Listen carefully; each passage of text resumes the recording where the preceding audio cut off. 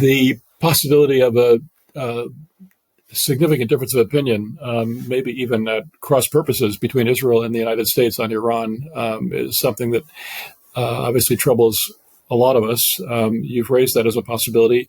I do know that in the latest conversation that the Prime Minister and the President had, according to the President, just quite recently, the President came out afterwards and said, we are on the same side of every issue. And clearly Iran was probably topic A in that conversation. You think there's more to the story than that?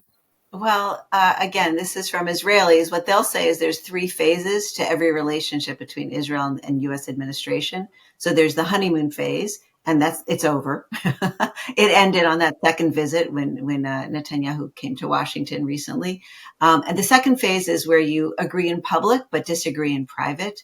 I think we're in the thick of that. And then finally, there's the third phase where there's just a public spat, which we kind of got into, and it's ugly and uncomfortable. At the end of the Biden administration, and of course at the end of the Obama administration as well. So I think that, there's almost like a vampire strategy between Netanyahu and Trump, which is daylight between us, right, will kill us, or at least for Netanyahu. So they're trying to maintain no daylight between them. And they'll do that for as long as necessary. But right now, there's really no good options for Israel on the Iran situation. They're finding themselves back almost not only with substance, having it sort of mirror or at least resemble what was going on in 2015 with President Obama, but also the style of the negotiations where you have Ron Dermer, who's Netanyahu's chief advisor, political strategist or policy advisor, in a hotel room kind of trying to influence and whisper into Steve Witkoff, who's the U.S. envoy on this issue. And it's that same feeling, that kind of bad feeling of being out of the room and hoping to have influence where it's not clear that they have influence at all.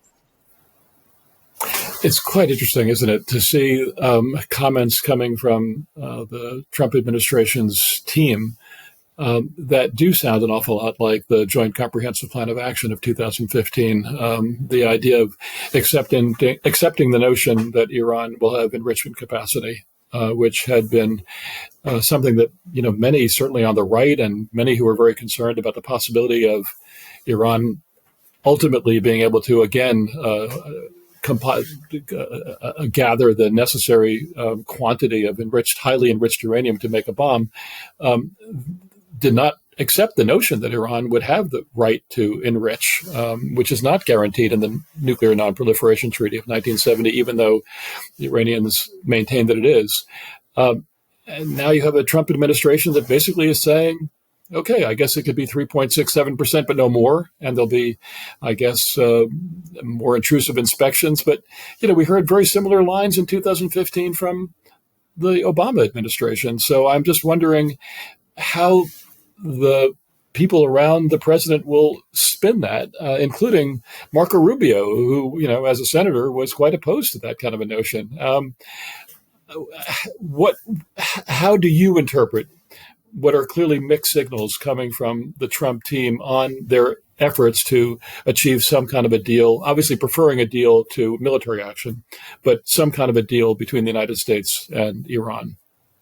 Look, so far it looks like this deal is Obama with a comb over, right? It's got that kind of Trump kind of comb over, but superficially, but underneath it all, it feels the same. There's no talk about permanently dismantling Iran's nuclear capacity. We'll see whether that changes.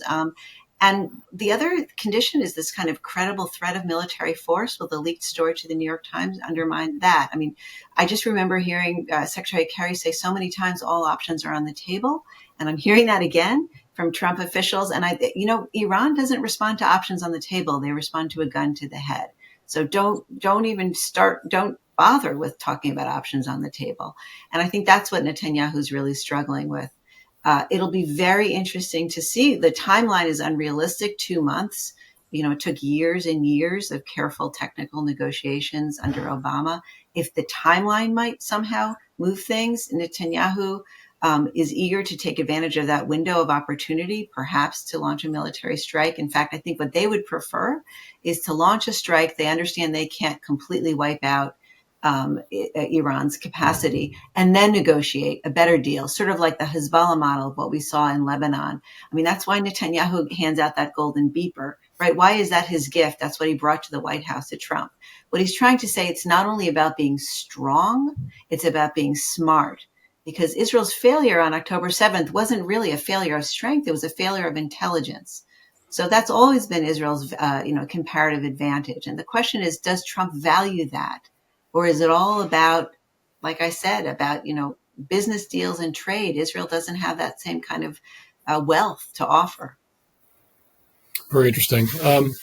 I also know that many in the region who have enormous respect for Israel's capabilities have seen Israel in action. Last October, last April, when Iran launched attacks against Israel, and Israel was able to not only defeat the missiles and drones that were headed their way, but also with the help of partners in the region, in addition to the United States, prove their military capabilities, in addition to the efforts that it made for some time to eliminate the threat posed by Hezbollah by basically decapitating Hezbollah leadership in quite ingenious ways.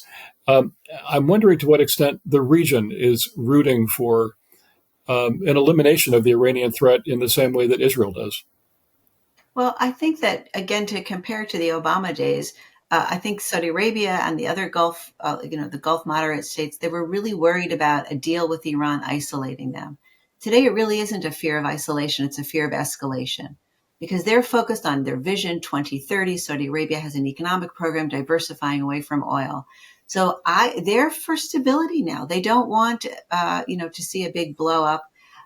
Israel would say that, look, we took out Hezbollah, we took out, we're working on degrading Hamas, Syria's Assad fell. Like, why the fear of military action? It's fascinating to see that sort of, I don't know, you think of Israel and the people of the book really are right now the people of the sword. And the one thing that Israel does offer Trump is to kind of be his enforcer. If Trump likes sort of mafia language, Israel is the one who's willing to be their trigger man for Trump.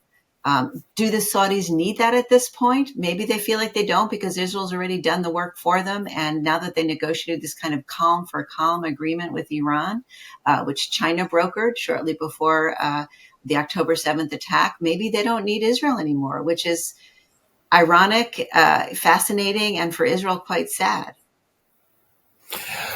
Laura, I think we could talk for another hour. I think we're going to have to close this chapter, and we'll try to come back at this again, because I've got many more questions, and you're full of insights, and I really value that so much. So, Laura Blumenfeld, thank you for being on today's AJC Perspectives. I look forward to the next opportunity to get together.